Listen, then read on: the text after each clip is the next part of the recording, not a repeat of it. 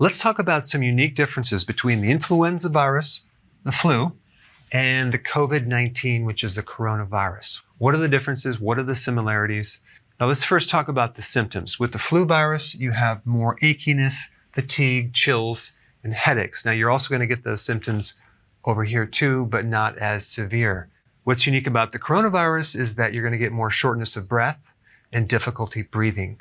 Both of these viruses will present with fever, dry cough, respiratory symptoms, and there's no difference between the transmission. It's transmitted the same through sneezing, coughing, and contact. Now, with the flu virus, it comes faster, abruptly, between 1 and 2 days. With the COVID-19, the symptoms are a little more gradual, between 3 to 7 days. Now, the deaths from the flu usually occur, not all the time, from secondary bacterial pneumonia and heart attacks.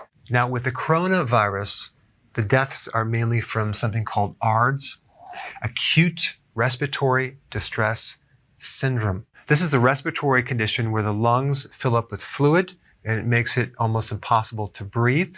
This condition was also very common in the Spanish flu of 1918. What worse in those cases back then was the fact that they not only had ARDS, but they also took massive doses of aspirin, and they didn't know the toxicity back then, and that just made things a lot worse. Now, with the flu virus, it targets the elderly, people with a weak immune system, or someone has a chronic health problem, diabetes, obesity, heart disease, etc. It also targets children and pregnant women. Whereas in the coronavirus, the target is the elderly, 70, 80 plus years old, and people with pre-existing health problems. Believe it or not, obesity is a high risk, diabetes, high blood pressure, people with autoimmune disease, basically people with a weakened immune system, but it doesn't necessarily target children or pregnant women. Based on the CDC estimates very recently, between October 2019 through March 7th, 2020, these are the estimates. This is in the US alone. 51 million people got infected with the flu. 24 million medical visits. 670,000 hospitalized. And 55,000 people died. Now, worldwide, the estimates were between 250,000 to 500,000 people died between this time period, which is about 5 months. Now, if we compare this data to the coronavirus data, and we're going to talk just worldwide, we had 200,000 cases. So just look at this right here. 200,000 cases to 51 million cases. And the deaths currently are 8,246. But I do want to just have you take a look, compare this number right here to 55,000.